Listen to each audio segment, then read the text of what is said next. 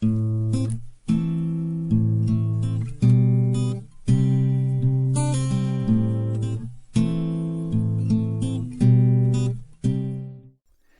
there once again, fellow peregrinos. Welcome to episode 20 of El Camino de Santiago Pilgrims podcast, where we talk about planning, preparation and packing for walking the road to Santiago, as well as tips, tricks and hacks to make your journey along the way a lot more enjoyable. I know it's cheesy, but I'm going to say it anyway, as I do every week. We want to take the grim out of the pilgrimage, put more K's in your days, and we are going to put more bounce in your boots. And to that end, in this episode, for those of you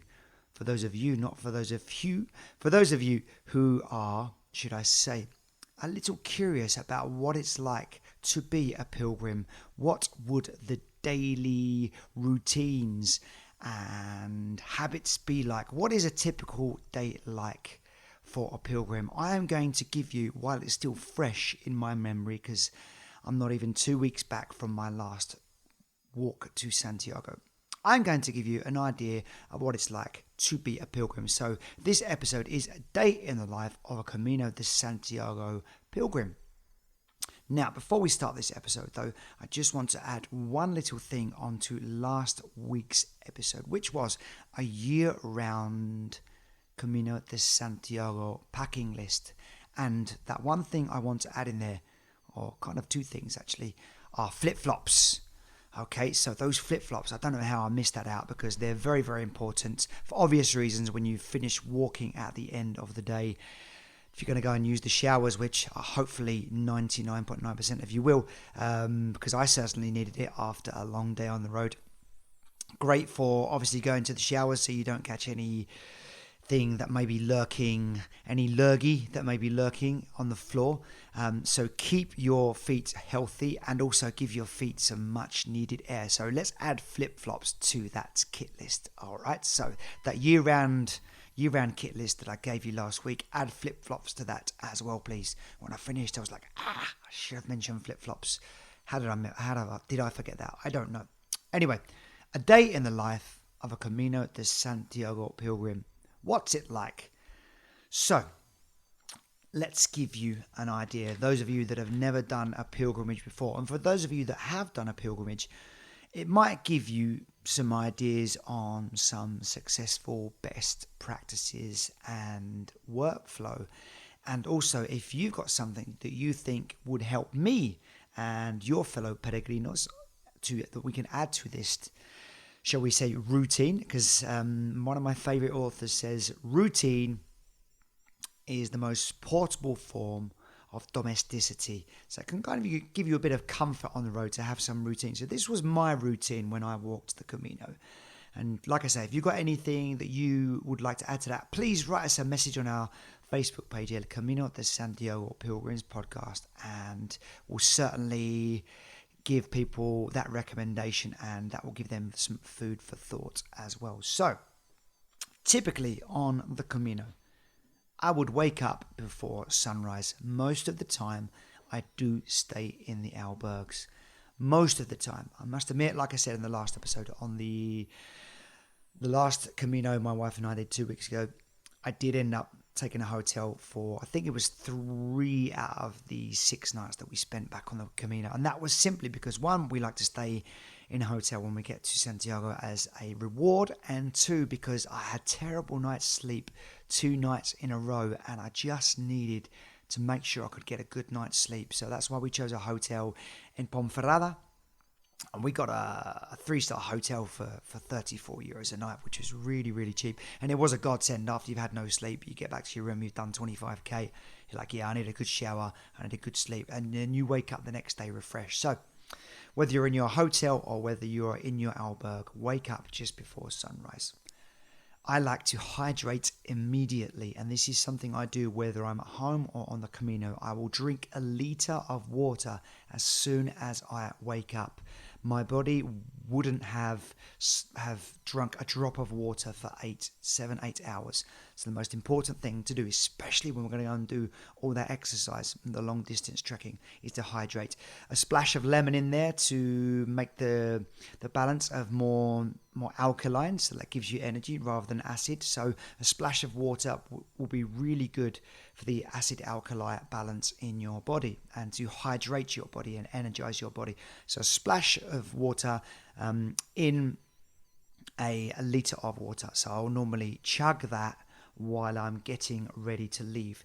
Then roll up my sleeping bag, put the sleeping bag into the stuff sock. Exciting stuff so far. I can tell you're all gripped. Then often in the albergs you'll get like a mattress cover and you'll get a pillow cover. So what you want to do with those things is you obviously tear them off the bed, roll them up and put them into the rubbish or the trash, depending on where you're from. No idea what you call it in Australia, but I know in America it's the trash.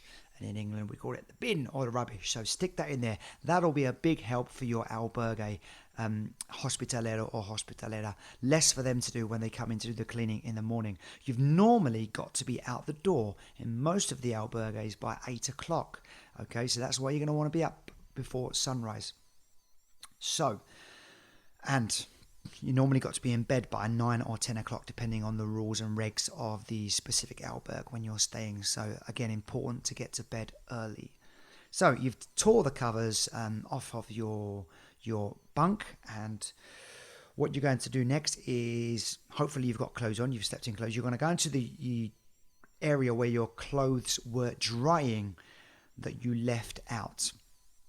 Okay, so you can go and pick up your walking clothes that are either airing or drying in the drying area. You're also going to get your footwear from the boot stand, okay? If there is a boot stand, please do leave them there. Don't just leave them under your bed or in the albergs. There is already a malodorous fusion of different odors and smells in the dormitories. You can help by making sure that your boots are on the boot stand. Obviously, it gives your boots some much needed air as well. Often if I find a place outside where I can leave my boots, that it's allowed and permitted, I will leave them outside just to give them some air. Just be careful of the rain as well, especially walking in the winter. The last thing you want is wet footwear to put on in the morning. So you've got your footwear from the boot stand. You've picked up your walking clothes.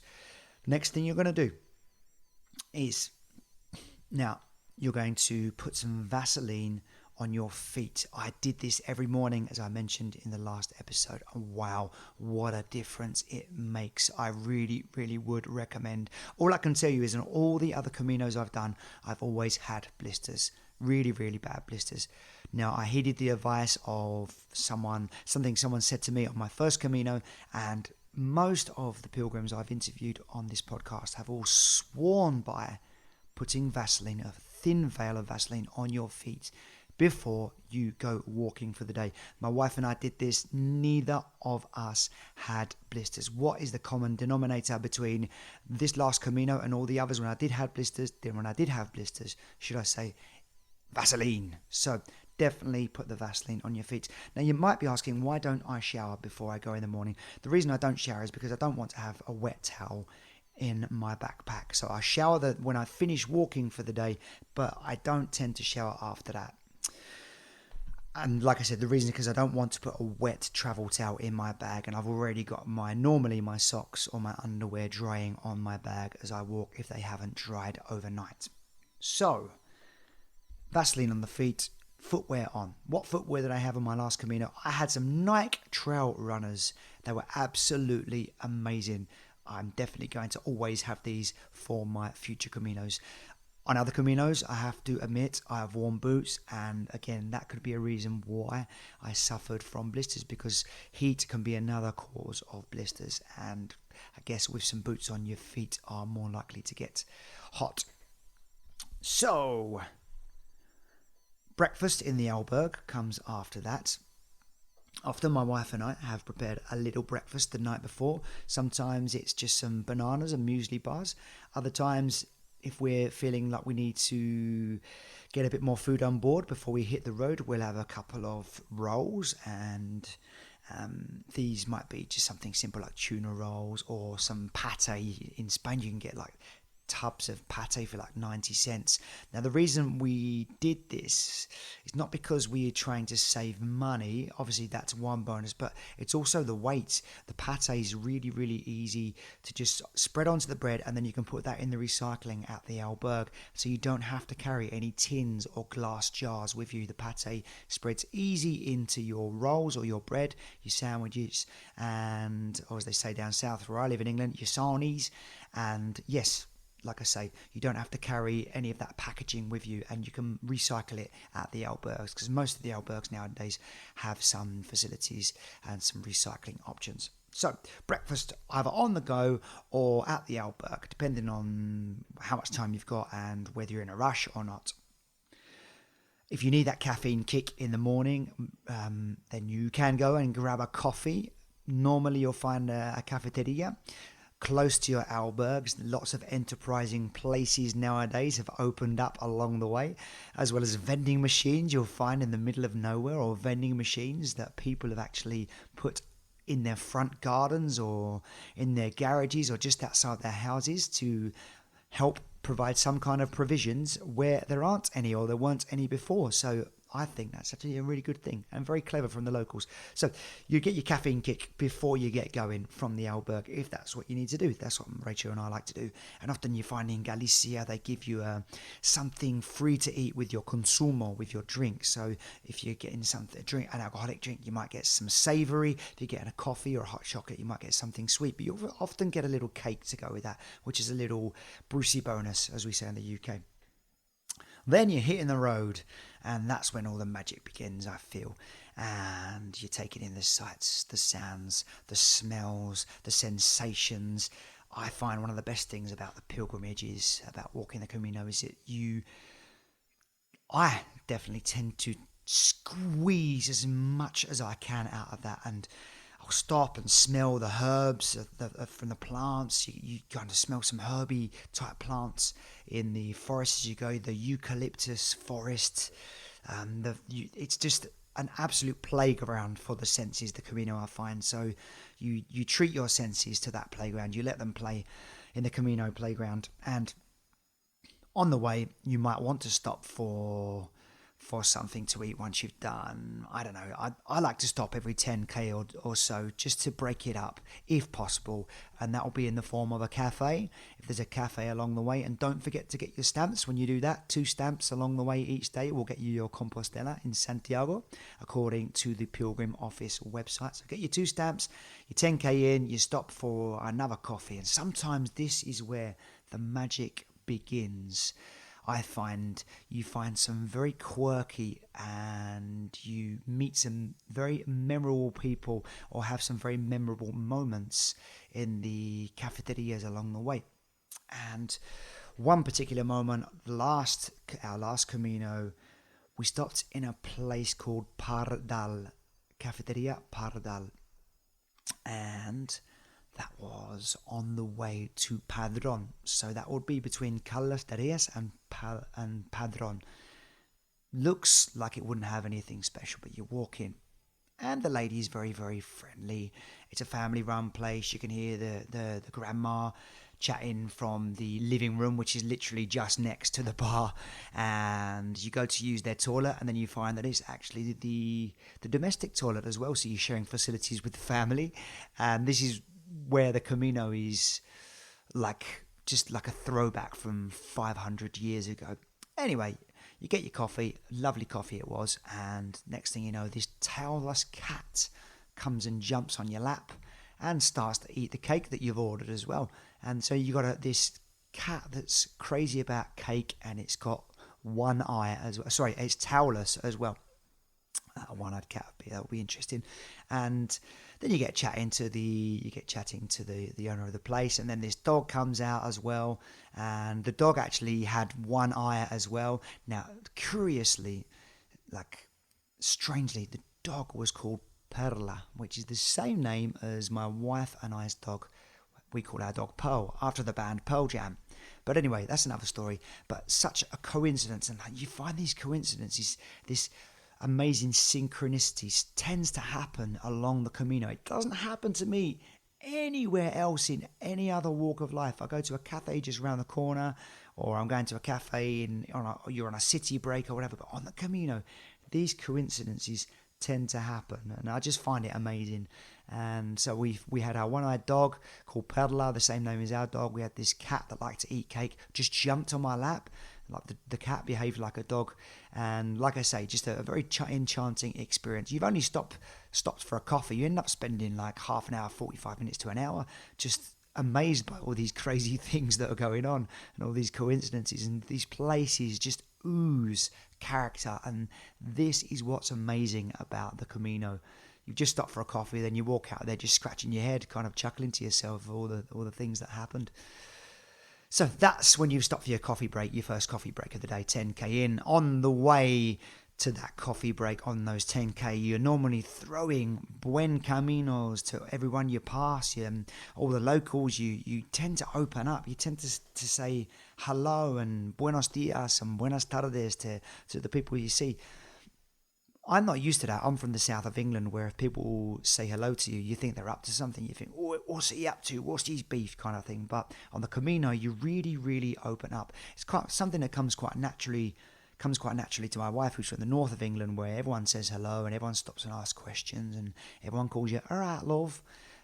So it's, for me, again, that's the one of the most amazing things about the Camino, is how open and friendly everyone is. And I counted on one specific day, on our second last day, just out of interest, I counted that I got 17 buen caminos from the locals and my fellow shellmates, which is it's very uplifting, raises your spirits, and it is lovely to give them out as well. So that's what you tend to do during the day, is give out lots of buen caminos and lots of buenos dias, and you often get them in return as well. So you've made your first stop of the day, you've got your stamp, make sure that you get your stamp. And then you get on to, shall we get on to maybe about late morning, midday now, especially if you're in the winter. By the summer, you might well be finishing your walk for the day, because you want to be finished before the sun climbs higher and it gets a bit too hard, and often in the afternoon it can get very hot. But you're around midday, so you're going to plough on for another 6, 7, 8 kilometers, another couple of hours or so, and you might make your second stop for the day. And this time it could often be just somewhere beautiful in the middle of nowhere. You've spotted a bench by a river, you spotted a pocket of sunshine against the stump of a tree. And again, this is where the Camino's magic happens, because by that time you're often quite tired and hungry, and those rolls that you've packed the night before, which is part of the routine we'll get to in a minute, you often prepare some food the night before and pack that. So you've got a packed lunch, and you sit in a packed lunch. If it's in the summer, you're going to want some shade. If it's in the winter, you're definitely going to be searching for some sunshine, because it can be very cold. And you sit back against that stump of the tree and you treasure every single bite of your sandwich, or of your roll, or of your banana, or of your muesli bar.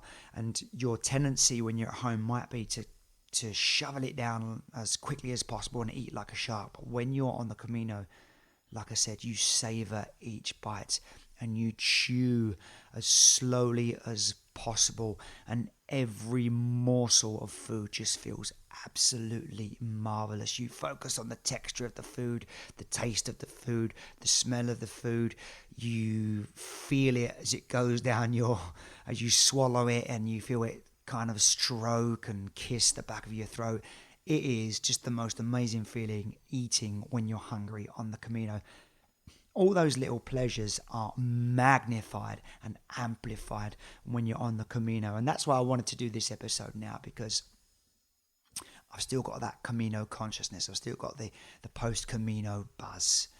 And all the way, my mobile phone is switched off, fellow peregrinos. And that's how I get, personally, the most out of my Camino. Phone switched off. I disconnect and reconnect with nature. I love doing that, and that's one of my favorite things about the Camino. So we're mid-afternoon, we just had our mid-afternoon snack, and often when we stop around this time, we've maybe got another hour or worst case scenario, 2 hours to go, depending on how far to the next stop.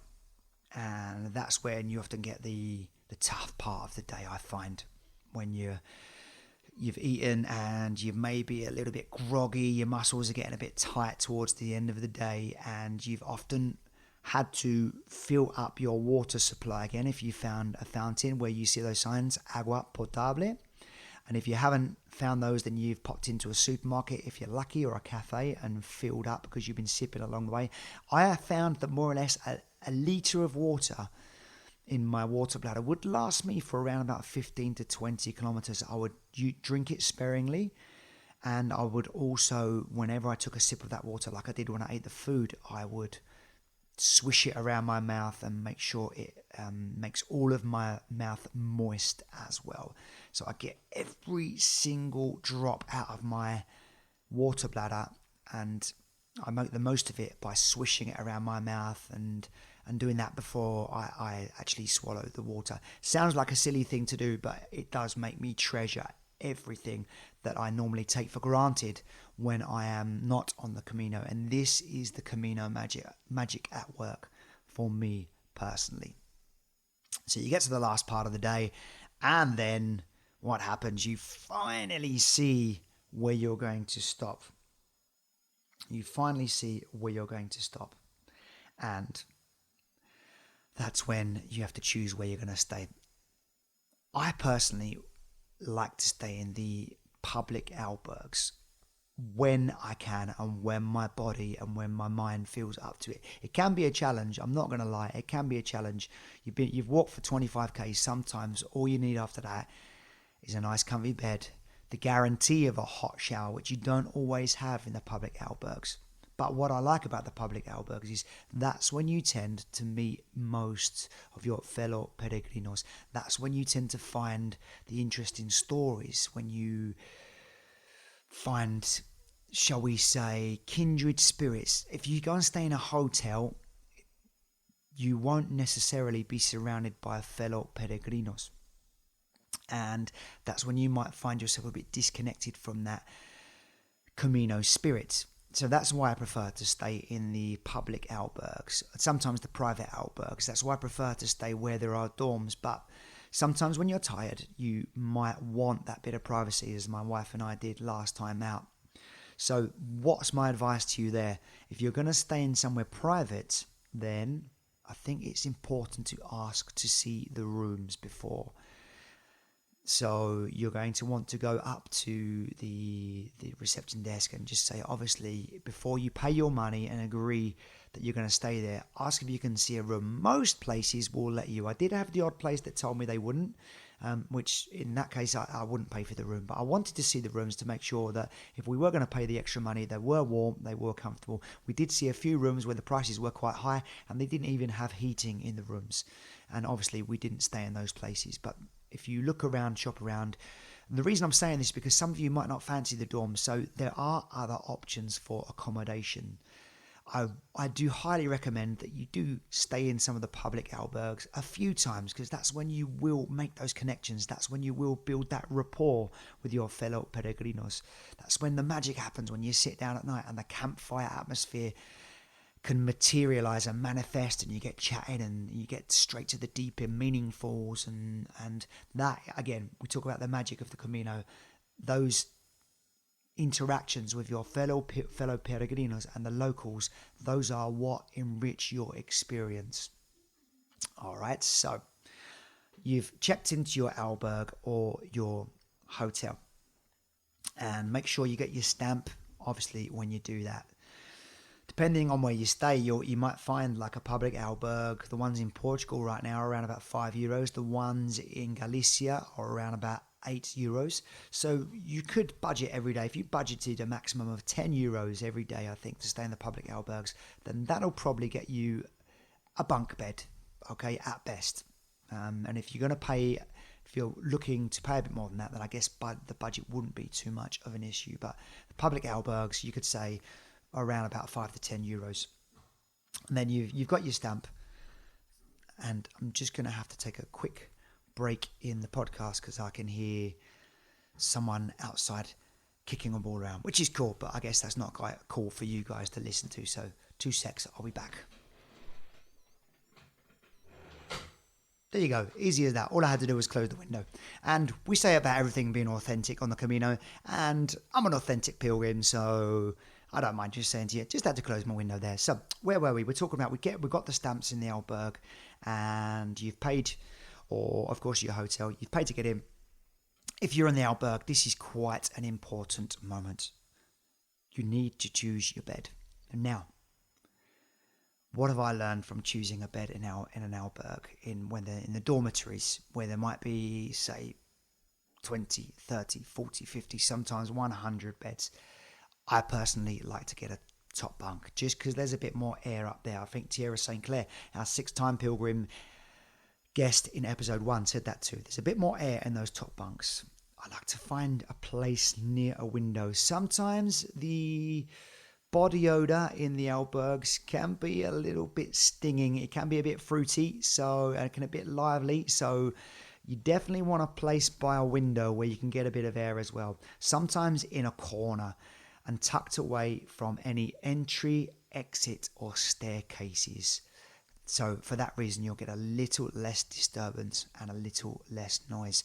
Where were we on our last Camino? We were in the albergue in Redondela, beautiful albergue in, I think it's a 15th century building, something like that, that's been converted into an albergue. It's also a library, lovely place.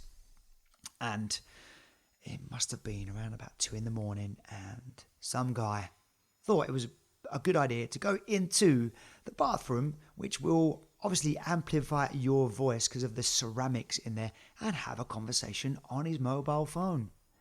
Thankfully, there was a gentleman right next to the bathroom that got up and gave him a verbal volley and told him to pack it in and be a bit more considerate.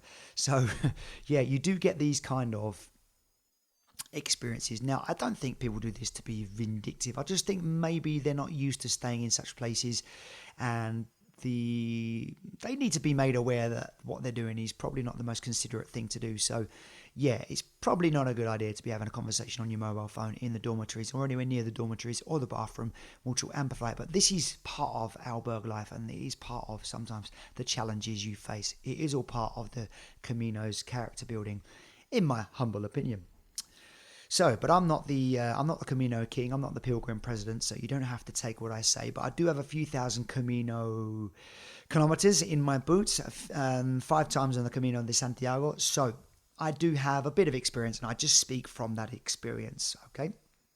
And some of you may disagree with me, and feel free to drop me a message on our Facebook page, El Camino de Santiago Pilgrims Podcast. I'd love to hear your points of view on it, and we can have a healthy debate. And we have topics for future podcasts that way as well. Now, we have chosen our bunk, best case scenario in the albergues. You got a top bunk, you've got a window by your bed. This is what I had in a place called Farameo Teo, just before Santiago de Compostela. I was lucky enough to get this. It was away from the entry point, the exit point, and the stairs.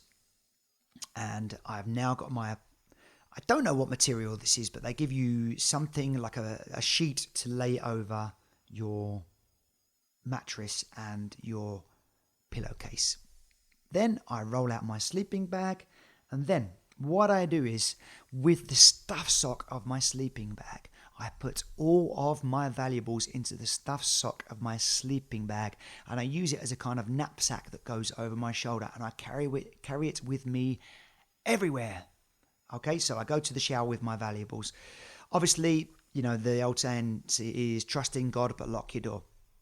And that's what I think as well. So I trust my fellow peregrinos very, very much, but there have been some incidences of some things going missing in albergues. So it's important that you do just be conscious and be mindful of that. Be open to make friendships, but keep your guard up as well. Okay, so in respect to your valuables, don't leave them unattended. So I put all of my valuables into the stuff sock of my sleeping bag, which is now free. I can carry it as a knapsack over my shoulder. I'll then, with all of my valuables, go to the hand washing area. There's often a few sinks where you can hand wash your stuff, so I will hand wash my socks that I've just worn. I'll hand wash my boxer shorts, underwear that I've just worn, and I will hang them up, and I will put my boots in the boot stand as well. Or if there's somewhere outside, I'll leave them outside so they can get a bit of air. Never leave my boots in the dorms because my boots stink after I've been walking. Let's be honest. I don't want to add to the inconvenience of my fellow pilgrims, so I put them on the boot stand or outside if they're allowed to be in a place outside. Obviously, where they're not going to get in the way of anyone or anyone's nerves. So I've hung my clothes up. Now, the walking clothes that I don't wash often are my shorts, because I only carry one pair of shorts, or the zip-off pants, if the zip-off trousers if you're in England, in the winter. That's what I always carry with me in the winter, zip-off pants. And I'll hang them up to air. So even though I'm not going to wash them, they're getting a bit of an airing. And again, that's less smelly stuff that I then put in the dormitories and less of, shall we say, molestia, as they say in the Spanish, one less way to make the dormitory smelly and to be a bit more considerate, another way to be considerate. So that's what you do. And I do this religiously, like militarily. It's a routine. Like we say, routine is the most portable form of domesticity, and that can give you a little bit of comfort on the road. So my wet clothes are hanging up. The clothes I've walked in are hanging up. I will then go and have a shower. After the shower, sometimes they're cold. They're not always going to be hot, but sometimes they're cold. And whatever it is, you're going to freshen up in the shower. Please, please, please do have a shower if you can. If you can brave a bit of cold water. Because like I said on the last podcast, there were two dudes that turned up. And obviously they'd walked very far, but they didn't have a shower and they really, really, really smelled. So I'm not going to go on about that, but just be considerate. Think about your fellow peregrinos and think about how you'd like people to be as well. And that can be a great help. So you're then going to shower. You're often feeling a bit tired, I understand at this point, and the first thing you might want to do is eat, drink, or sleep. But definitely, please do shower if you can. So your clothes are hanging up, your wet clothes are hanging up, your walking clothes are hanging up, you're all showered, then you're going to slip into your walking clothes. You've got your flip-flops on as well, okay? So you've got your flip-flops on, so you're not going to catch anything that might be lurking on the floors of the albergues or the bathrooms. And then, if you've got to town early enough, you might want to go out and find a pilgrim menu. Now, you can find a pilgrim menu, sometimes a 3-course meal for anything between 7 and 10 euros. So have a look for the pilgrim menus, and if you find them, obviously, that might want to be a choice. If you don't mind spending a bit more and you're looking for something a bit more filling, the pilgrim menus can always be filling as well. But if you want something more specific or you're looking to spend a bit more, then you can always do that. But you can go looking for a pilgrim menu. Last pilgrim menus, my wife and I found stuff that was we had one that was €6.95, €8.95, €7.95. So around 7 to 10 euros, you get a pilgrim menu. But the catch is you need to get those pilgrim menus sometime between 1:30 in the afternoon and probably maximum 4 o'clock. We even went into a place in Padron and we asked to eat at 3 p.m. and we were told the kitchen was closed now. While you're eating your meal, instead of looking at your phone, instead of going on Facebook, which, like I said, I don't do, instead of Instagramming, why not have a look at how far you've come, review the day. I like to write a diary, keep a journal, write down all the main points.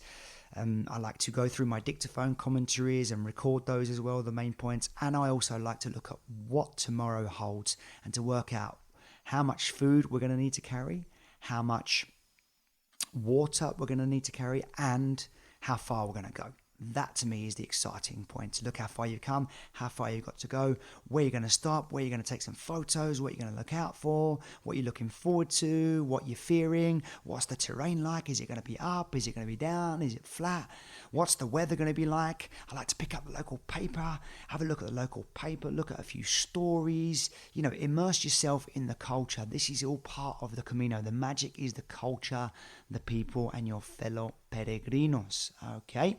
So, for example, I picked up a local paper when we were having one of the meals, and I saw that there was a story about, I found this very interesting personally, like a man that had died on the day that he was due to bury his wife, and they'd been together for 70 odd years. They were both centenarians, and the story was a bit of a sad one, that the man couldn't face putting his wife in the grave, and he died on the day, and just stuff like that. It might seem a bit morbid, but this is how you get to understand the locals as well, and these people live for a long time, and part of that, maybe what sustains them for so long, is that, shall we say, the family atmosphere, the culture of having friends and family and connections to people, not our phones. And I think this is what sustains people, and this is why people do live to such a ripe, seasoned age in Spain, on the Camino, in Galicia. So I know that's just one example, but I like to find out what's going on in the area, to connect with my surroundings and the culture. And this is all part of, for me, what a day in the life of a pilgrim is all about. Maybe it's not for you, but that's the way I like to do it. Okay, so you've checked how far you've got to go, you've checked how much water you need, how much food you need, you know what the terrain's going to be like tomorrow, you make plans accordingly. So on your way back to the albergue after you've eaten, you might want to pick up a few supplies. So if the supermarkets are open, sometimes you'll find them closed during siesta hours, but often they'll open again about 4:30. So I like to go and get the supplies about that time. So my wife and I would, more often than not, get a few litres of water. It'll be a litre of water to chug in the morning each, and then probably a litre to carry each. So we normally buy a good probably 4 litres of water. So 2 litres each, 1 to chug in the morning and 1 to fill up with. And if you buy them in the supermarkets, you can get litre bottles of water for like 30 cents or whatever. So shop in the supermarket. We'll also buy a few rolls, bread rolls, and because we don't buy full loaves of bread because we don't like to carry full loaves of bread, but we'll buy a bread roll because it's less to carry. Like I said, we'll buy a pate because that's less to carry as well. We can spread that in our rolls and recycle the packaging at the albergue. So that way we get back and we're ready for tomorrow morning. Everything's packed and ready for tomorrow morning. So all we have to do after that, probably late afternoon now we're talking, is we are going to maybe have a little snooze, have a little siesta. Some of you might prefer to do that when you first get to the albergue. Depends on the day. Sometimes you feel like doing it as soon as you get there, sometimes afterwards. But I think as soon as you get there, you want to try and, if you can, get a hot shower and wash your clothes, because that gives your clothes more time to dry as well. So I always do that as soon as I get there. So you've worked out all of that stuff. You've got your food ready for the morning. You've got your sleeping bag laid out, and you've had a little snooze, and you've probably got about 2 or 3 hours or a couple of hours, something like that, before you're going to start winding down for that bedtime of probably 9 to 10 o'clock, depending on when the curfew of the albergue is. If you're in a hotel, that's one big advantage of staying in a hotel. If you like to spend the night, all night out sightseeing, an albergue might be a hotel may well be a better option, because there isn't a curfew. You don't have to be out until 12 o'clock checkout time, and you don't have to be in bed by a certain time. So that's why I found it sometimes a little bit of a nice change from the albergues, because you don't have this limit, you don't have these curfews, you just have the checkout time of 12 o'clock. So that's the difference between the albergues and the hotel. But the disadvantage of the hotels, as I said, is you don't tend to build that rapport with your fellow peregrinos. And I love that. I love sitting down and having a chat. So what are your options? Now, your options about 5-6 o'clock at night, if you finish walking and you've had your siesta, your little snooze. You might want to hang around in the albergue. You might want to chat to your fellow peregrinos. Like I said, this is where you start to build those connections, build those relationships, deepen that rapport. Or you might want to go and do a bit of sightseeing. So you might go around town. If you're in a city, you might want to go and see some sites, some museums.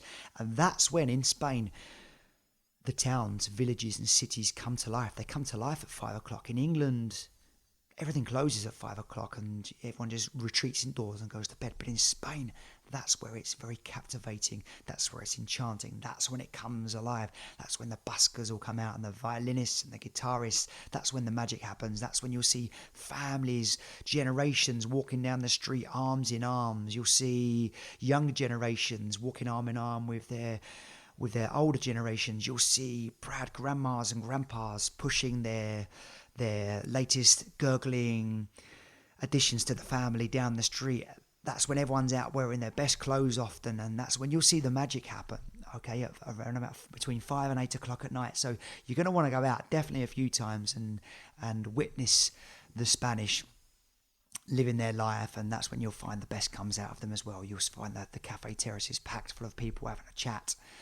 And yeah, for me, it's a magical time, and the sun comes down a little bit if it's too hot. So, it's a bit cooler as well, and you can enjoy the cooler climes. So if you've done a bit of that, and you might want to go, or if you did that the day before last, you might want to go back to your albergue, and you might want to actually just socialize, like I said. And often it's lovely to chat to your fellow peregrinos, but don't forget, my fellow shellmates, don't forget the hospitaleros or the hospitaleras.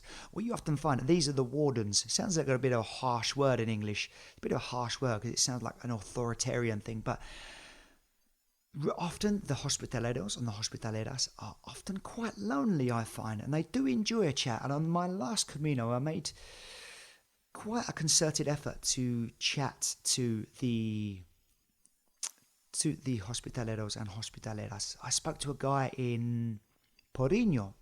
Lovely fella. 72 years old he was. You wouldn't think it. He was effervescent, he was chirpy, he was chatty, he was smiley, looked a lot younger than that, and had a really good chat with him and found out a lot about him, and he told me some really great stories. One of which was, firstly, about some pilgrim that came up to him, an American pilgrim came up to him and said she wanted to give him a present. And he said, and I love what he said here, he said, I don't need a present. He said, I volunteer in this job. Meeting you guys every day is my present. The fact that you come to my province, you come to my country, and I'm able to tell you about it, and we're able to share our great land with you. He said, that's my present. To that, we don't need a present. She said, no, I insist. I want a present. I want to give you a present. And he kind of surrendered at that point, and then the lady just started singing to him. He didn't tell me what she sang, but he said it brought a tear to his eye, and as he's telling me, it's making my skin shiver and my hair stand on end as well. And again, this is where the magic of the Camino happens, and I find the magic of the Camino often happens in those public albergues, sometimes the cheapest places. They might not be the cleanest places, but this is where the magic happens, and that's why I like to stay in them as often as possible. I was chatting to the hospitalera in this place called Teo, which is, if I'm not mistaken, about 18 kilometers before Santiago on the Camino Portuguese. And she was a very lovely lady. And she told me she seemed quite lonely, and she's kind of sat there. I think she was doing some homework. And don't forget, a lot of these guys are often volunteers. I don't know how many of them get paid, but I know for a fact a few of them are volunteers. So if they've got a tip jar, chuck a few euros in there as well. It all counts. So where was I? This lovely lady called Sylvia in Teo. That's where we are. And I was just asking her, what can pilgrims do to help the hospitaleras? And she said, do come talk to us. She said, do come talk to us, because we do love a chat. They've often got a lot of really helpful info to give. Like, for example, she said to me, the Pilgrim Mass in Santiago at the moment isn't happening in the cathedral. It's happening in one of the churches. I think that's the church. That was it. The Church of San Francisco, the Iglesia de San Francisco, because there's lots of building work going on in the cathedral right now. So if you're going to do the Pilgrim Mass, it's at 12 o'clock every day, okay, in the Church of San Francisco, just around the corner. So she gave me info like that. But I also asked her what we can do to help, and she did say, please wash up when you're finished. She said, do tidy up after yourself as well in the dorm. So by putting the sheets that they give you to cover the beds and the pillowcases that you get, chuck those in the rubbish as well. We've already mentioned that. She said, no manchar, which means don't stain. So I shudder to think what she has to deal with. Anyway, so don't stain the beds. So take from that what you will. She said sometimes the worst thing about the job is having to tell fellow peregrinos that they're full, especially when there's another 6-7 kilometers to the next place they get to stay. But she said, please do accept, I don't take any pleasure in saying that. And she said, I'll often give information. She said, I'll give taxis. I'll tell them how they can get to the next place. But please do accept that we can't always accommodate everyone, and the rules are we can't let people sleep on the floor either. So just be aware of that sometimes they are in an unenviable position. Like I said, she said, please do come and say hello, talk to them. And yeah, that was what she said to me, just to be able to help. And so sometimes you find the magic also comes in talking to, should I say, your hospitaleros and hospitaleras. I find that's a really, really great way to enrich my Camino, because they've seen so much. Like Jose Manuel in Porriño, he'd done that job for 8 years. 8 years as a volunteer hospitalero. 8 years he'd been doing that. Amazing. And you know what? He said that someone complained about him because he wouldn't let them stay because they didn't have the relevant paperwork. They didn't have passports to show him.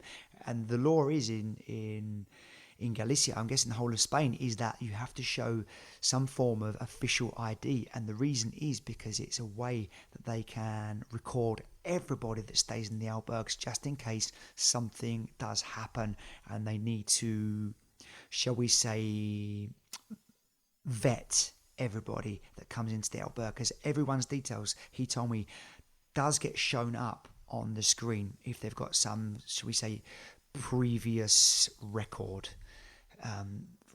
criminal record. It will show up on the screen, so it is a way for them to vet them. So he wasn't doing it to be a job's worth, he was doing it because it's the law.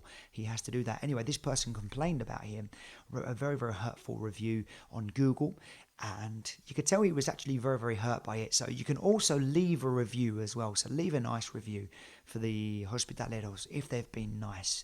If they haven't been nice, then maybe leave them a constructive review and give them some points on how to get better. So you're back in the albergue. You've either had a lovely chat with your fellow peregrinos or your hospitalero. You've maybe done a bit of sightseeing, and it gets to bedtime. So what I normally do when it gets to bedtime is all of those valuables that have been in the stuff sack of my sleeping bag that I have kept with me, I will invariably always put that into my sleeping bag. I sleep with my sleeping bag zipped up, and I sleep with them in there.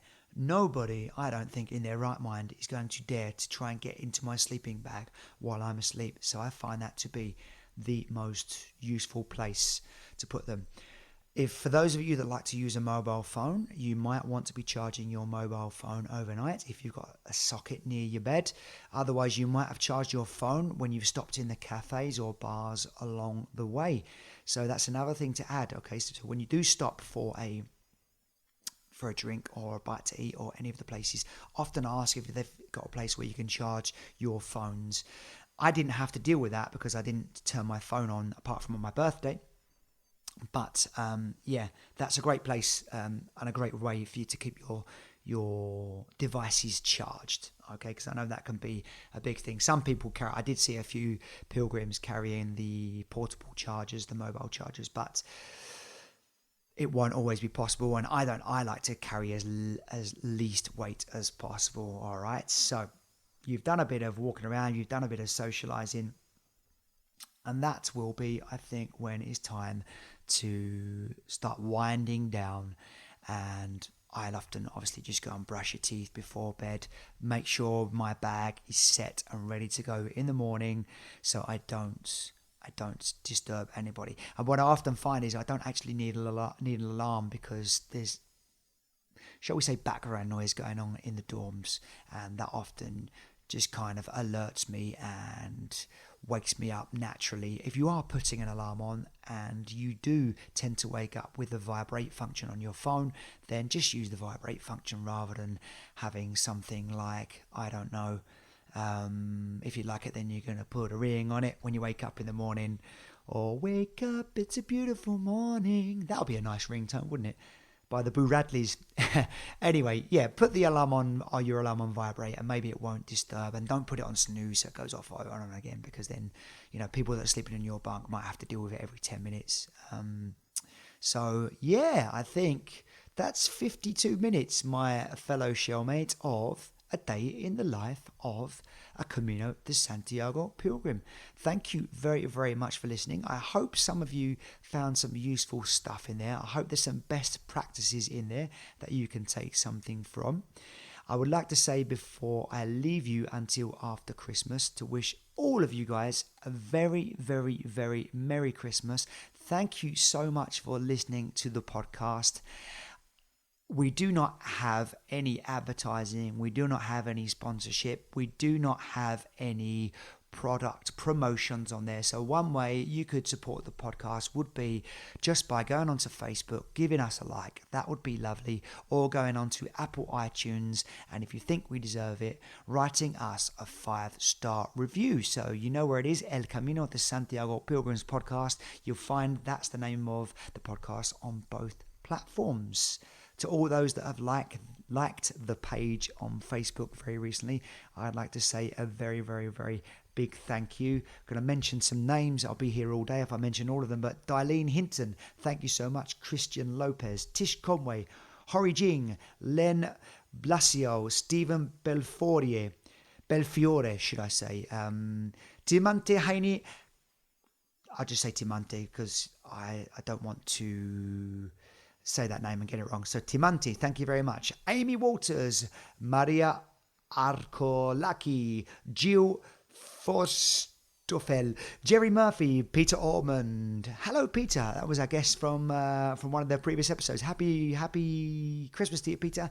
Andrea, Jules Mayor, Rob Perry, Lisa Wave, D. Doris Mangian, Michelle Knapp, Sharon Rogers, Brian Garcia, Ronnie Richard, Martin Jameson. Hello, Martin in Canada. Lovely to chat to you recently. Mark Peredo, Natalie Turner, Rick Prater. Hi, Rick again. Lovely to hear from you. Frank Gilligan, Lucy Morris, Tanya, Teelan Sheldon, Kathy St. Pierre, and Jeff Winstead. Guys, I'm really, really grateful for you listening. Thank you very much for liking the podcast. Until the next episode, which will be on Friday, the 27th of December.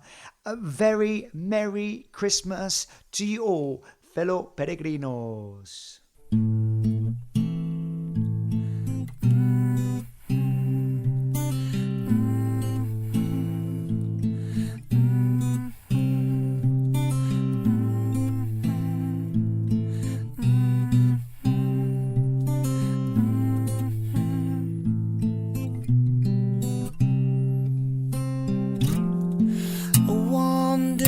Wanderer,